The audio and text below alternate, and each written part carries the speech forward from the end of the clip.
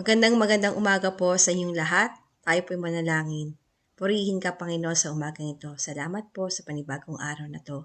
At amin po tinataas sa iyo ang aming devotion. Samahan mo po kami, Panginoon, sa umagang ito. I-guide mo kami sa aming mga pag-aaralan, ang aming makishare. Nawa po, Panginoon, samahan kami na iyong banal na spirito at makita po, Panginoon, ikaw sa buhay ko, hindi po yung aking kahinaan. Sa iyo po ang papuri, kaluwalhatian. In Jesus' name, Amen. Magandang umaga po. So, kamusta po ang bawat isa? Ngayon po, ang ating pong devotion ay about sa attributes of God. But before that, meron lang po akong gusto i-share sa inyo tungkol po dun sa mga flagship products ng mga companies. Kung ano po yung mga binibenta nila na masasabi talaga na ipanagmamalaki po nila ito sa market. Number 1 po, ano po ang flagship ng Apple Company? Ito po ay ang iPhone 17 for 2026. And then for Sony Smart TV, so ito naman po yung Bravia. And for Nestle products, ang talaga pong sikat po nilang products ay our flagship ay sa kape ay ang Nescafe. And also, sa pagkain po sa mga restaurants, let's say Conti's, ang kanila pong pinagmamalaki na products ay ang Mango Bravo. Sa ating pong mga Kristiyano, ano po yung ating flagship na masasabi? Ito po yung tatlong attributes ni God. Ito po yung una, ang omniscience, omnipotence, at ang omnipresence. So, unahin po muna natin yung omniscience. Ibig sabihin po nito ay ang all-knowing God na nakakaalam ng lahat ng bagay, ultimate criterion of truth, unlimited knowledge of everything. And then yung po tinatawag na omnipotence naman ay sinasabi na all-powerful God, meaning to say, He is in control of everything, of all His creation, including us. And of course, yung omnipresence, He is the ever-present God all the time. So, everywhere. Sabi nga. So, unahin po natin yung omnipotence. Makikita po natin kung gaano makapangyarihan ang ating Diyos. Actually, marami pong bagay. Pero ang i-share ko po sa inyo, yung pong creation ni God. So, makikita niyo po kung gaano makapangyarihan ng Panginoon sa kanyang mga nilikha. So, siya lamang po ang nakagawa ng langit at lupa, ng dilim, liwanag, ng mga halaman, ng hayop, at even human beings through His Word. So, sinabi lang niya at nangyari po ito. And then, sabi din po sa Bible, sa Luke chapter 1, verse 37, katulad din ng Matthew 19:26, sabi doon, with God, all things are possible. So, ganun po, sinasabi na makapangyarihan ng ating Diyos, wala pong imposible. Lahat po kaya niyang gawin. Pero dahil He is also a loving God, He's a God of truth, hindi po niya gagawin yung mga bagay na hindi po according to His will. Ulitin ko po, kaya po niya gawin ang lahat, pero po hindi niya gagawin ng mga bagay kagaya po ng masamang bagay dahil hindi po yun ang kanyang nature. And then next one po yung omniscience. So God is omniscient God, all-knowing God. Alam niya lahat ang bagay. Wala po sa kanyang malilihim. So, yung pong mga bagay na kagaya po sa atin na iniisip pa lang natin, hindi pa natin naiisip, alam na ng Panginoon. Diba? Ito po ay makikita po sa maraming verses. Bigyan ko po kayo ng ilan. Sabi po dun sa Psalm 139, verses 1 to 4, You have searched me, Lord, and you know me. You know when I sit and when I rise. You perceive my thoughts from afar. Before a word is on my tongue, you, Lord, know it completely. So ganun po makapangyarihan, ganun po ang Diyos na nakakaalam ng lahat ng bagay. He is omniscient God. So wala po tayong malilihim sa Diyos at siya po ay Diyos na kilala po tayo higit po sa ating sarili. Siya po yung Diyos na nakakaalam kung ito pang bagay na ito ay makakasama po ba sa atin o makakabuti. So the third attribute of God na gusto pong i-share sa inyo, yung omnipresence. So sabi doon, diba, ulitin ko po yung description nito. Sabi doon, He is everywhere at all times. So hindi po tayo pwede palang magtago sa Panginoon. Dahil kita po niya tayo. Hindi lang po ako, hindi lang ikaw, kundi lahat ng bagay, lahat ng tao, kita po ng Panginoon kung ano po yung ating ginagawa. Gusto ko pong i-share sa inyo itong Proverbs chapter 15 verse 3, sabi doon, "The eyes of the Lord are everywhere, keeping watch on the wicked and the good."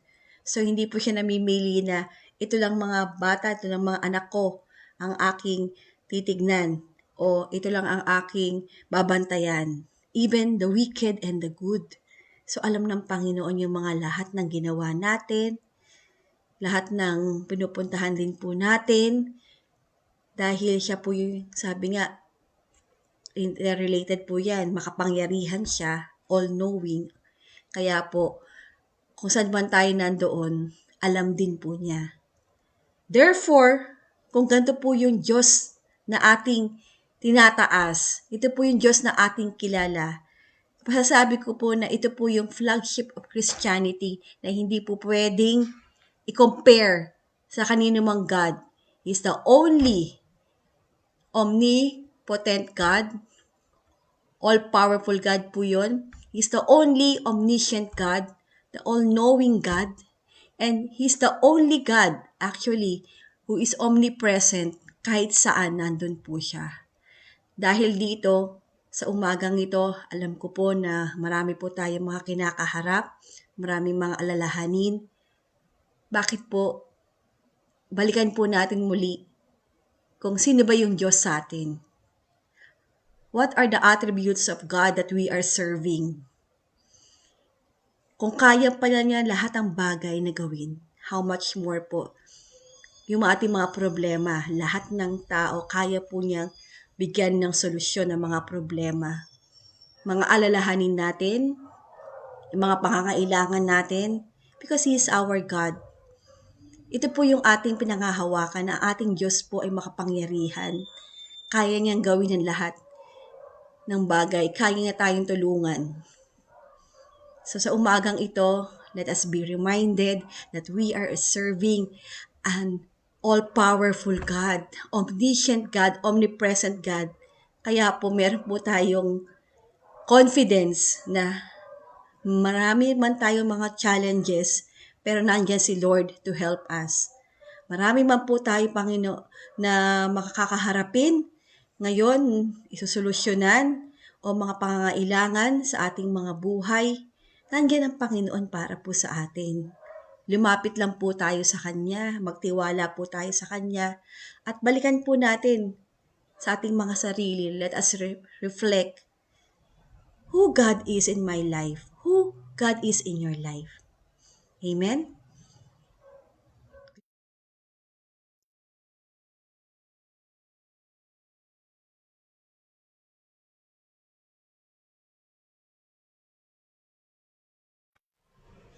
Ngayon naman po, dumako po tayo sa panalangin.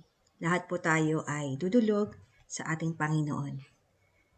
Ama naming makapangyarihan sa lahat, pinupuri ka po namin at sinasamba sa umagang ito. Patuloy ka po namin tinataas. Patuloy po namin, Panginoon, na kinikilala na Ikaw ang nag-iisang Diyos. Na Ikaw po ang Diyos na makapangyarihan sa lahat. Ikaw po ang Diyos na malakas. Ikaw po ang Diyos na alam kung ano ang aming mga ginagawa. Ikaw po ang Diyos na laging nandiyan sa lahat ng lugar at all times. Purihin ka, Panginoon. Ngayon po, kami po ay nagpapakumbaba sa iyong banal na harapan. Wala po kami malilihim sa iyo. Search our heart, O God, our minds, sa mga bagay na hindi po maganda na nagawa po namin. Patawarin mo po kami. Humihingi po kami, Panginoon, ng kapatawaran sa iyo. Linisin mo kami at maging karapat-dapat po kami sa aming paglapit. Ngayong umagang ito, amin pong tinataas sa iyo ang aming pong bansa. Ikaw po, Panginoon, nakakakilala sa aming mga leaders, sa government officials. Amin po tinataas sila sa iyo simula po sa aming presidente, sa vice-presidente, sa mga senators, sa congressmen, even sa mga local government officials, ang aming po mga mayors, ang mga kapitan, and even ang mga tanod. Patuloy po namin sila sa iyo tinataas, O Diyos, na ikaw po, Panginoon, na mag-lead sa kanila. Bigyan mo po sila ng wisdom, yung po divine wisdom in leading the people. Alam po namin, Panginoon, na hindi po accident na sila po ay naluklok sa kanilang mga posisyon. Ikaw po ang pumili sa kanila. Kaya po, Panginoon, kami po nananampalataya na sila po ay hasangkapan mo ng wisdom and even, O God, ng heart in serving the people, O God. Salamat po, Panginoon, dahil meron po kami mga leaders. Ikaw po, Panginoon, na nagtakda nito at ikaw po ang magbibigay, Panginoon, sa kanila ng guidance kung how to govern the Philippines. Alam po namin, Panginoon, na walang imposible sa inyo at ito po ang aming pinakahawakan. Dalangin po namin na magkaroon din po sila ng relasyon sa iyo, na makakilala rin po sila ng sa ganun, Panginoon, bawat desisyon at bawat plano na kanilang gagawin, lagi, Panginoon, nila itong isasangguni sa iyo. Dahil your ways are best. Your ways are not our ways and your thoughts are not our thoughts. Salamat po, Panginoon. Patuloy din po namin tinataas ang good economy ng aming bansang Pilipinas. Alam po namin, Panginoon, na pagyayamanin mo po ito. At alam po namin, Panginoon, na even yung mga mamamayang Pilipino, magkakaroon po sila ng magagandang trabaho, na maluluwalhati ka, Panginoon, sa aming mga Pilipino, sa aming mga ginagawa sa loob at labas man ng bansa. Salamat, O Diyos, dahil ang tinataas po ng aming bansa at kinikilalang nag-iisang Diyos ay Ikaw, Jesus. Kaya po, nananampalataya kami na kami po, Panginoon, ay yung tutugunin sa aming mga pangailangan. Nananampalataya kami, Panginoon, na magkakaroon po ng peace and order sa aming bansa. Nananampalataya kami, Panginoon, na ikaw po ang kikilos sa bawat mamamayang Pilipino. Magkakaroon po rin kami ng love for our country, respect to our leaders, O God, and obedience sa mga rules na iyo pong pinapataw sa amin para po magkaroon ng peace and order. Salamat, Panginoon. Patuloy din po namin tinataas sa iyo ang church, ang aming pong mga pastors, ang aming pong mga workers, mga ministries. Salamat, Panginoon, sa mga buhay nila na pinagkaloob mo. Salamat, Panginoon, dahil tumugon sila sa tawag mo. Ang aming pong pastor, yung pong Pascual family, patuloy mo sila, Panginoon, na samahan sa kanila pong paglilingkod sa iyo. Salamat sa buhay nila, sa pag-aalaga nila, Panginoon, sa amin, sa pagmamahal, O God, na patuloy, O God, na kaniyang sinishare. Lahat po sila, Panginoon, ginagamit mo mightily. And we pray, O God, that you will protect them from the works of the enemies. And we pray, O God, that you will empower them by the works of the Holy Spirit in their lives. Salamat, Panginoon, and even din yung aming mga church leaders, lahat po ng leaders sa bawat ministry, bawat departments, O God, ikaw po nagluklok sa kanila. Ikaw din po mag-e-equip din po sa amin, sa mga leaders na to, para po din makatulong kami sa aming mga pastors. Makatulong po kami sa iyong gawain na lumago po ito at ikaw po ang mataas sa bawat activities namin, sa bawat plano po namin, Panginoon, isasangguni po namin sa iyo ito. At ikaw po, Panginoon, ang masunod, hindi po yung aming mga plano. Salamat, Panginoon, dahil nandyan ka. Nandyan ka para sa iyong mga anak. At tinataas din namin sa iyo, Panginoon, ang mga church members na patuloy, Panginoon, na sila po ay lumalapit sa iyo. Patuloy, Panginoon, even us, O God, as church members, patuloy po kami, Panginoon, na nagpapakumbaba sa iyo na kami po, Panginoon, ay yung gabayan sa lahat ng aming mga ginagawa. Ikaw po nakakakilala kung sino kami, kung ano kami, Panginoon. Ikaw din po, Panginoon, ang nagbibigay ng pagpapala at pagpapalo sa amin dahil mahal mo kami. You discipline us because you love us. You bless us because you are a good God. You are a loving God. Salamat po, Panginoon. Ngayon po, tinataas po namin ang lahat ng pangangailangan ng bawat isa sa amin. Ito man po, Panginoon, ay sa financial. Ikaw po, Panginoon, ang magbibigay ng way para po matugunan lahat ng may mga finances namin, O God. Lord, thank you for the work. Thank you for our employers.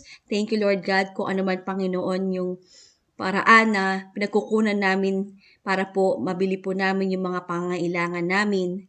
Salamat po, Panginoon. And blessed, O God, sa lahat ng ginagamit mo. Bless our job. Bless the work of our hands.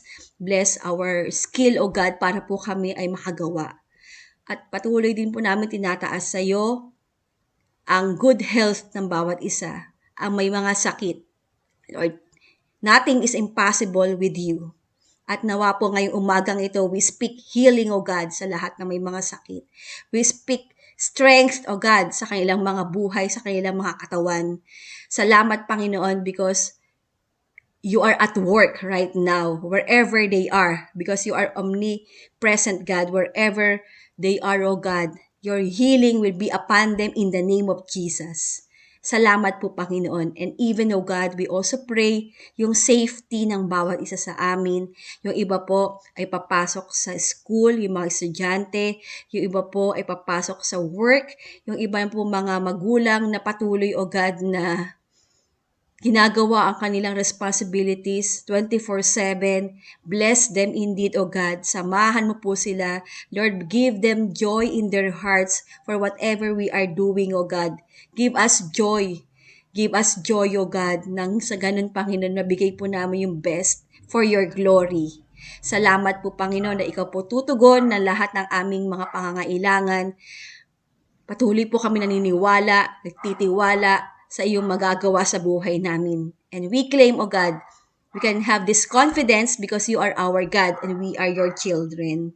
Patuloy din po namin sa itinataas, O Diyos, ang aming pong mga ministries at sa iba't iba po, Panginoon, na ginagawa po namin sa loob ng church. Ito man po sa church, sa bahay, sa school, sa work. This is a ministry, O God. The works of our hands, every work of our hands, O God, is a ministry. Nawa po, Panginoon, patuloy mo kaming gabayan. Patuloy mo, Panginoon, na i-lead ang bawat isa sa amin, sa aming mga ginagawa. And Lord, wag po namin kalimutan na mahal ka namin. Ginagawa po namin ang mga bagay na to, O God, dahil we want to serve you, O God. We want to lift you up. We want to lift you high, O God, at makilala ka po sa buhay po namin na ang aming Diyos na pinaglilingkuran ay makapangyarihan sa lahat, na nakakaalam sa lahat, at laging nandyan para po sa amin. Panginoon, maraming pong salamat at katagumpayan, Panginoon, ang aming pong kiniklaim right now. We are more than conquerors through Jesus Christ. Kaya po kung ano man mga alalahanin, challenges na aming pong kinakaharap ngayon at mga bagay pa na aming pong gagawin, ikaw po ang aming saklolo. Ikaw po ang tutulong sa amin. Salamat po muli, Panginoon, sa privilege na to. Sa iyo po ang kaluwalhatian. Sa patamis na pangalan ni Jesus na aming Diyos. Amen. So good morning po. God bless. Thank you.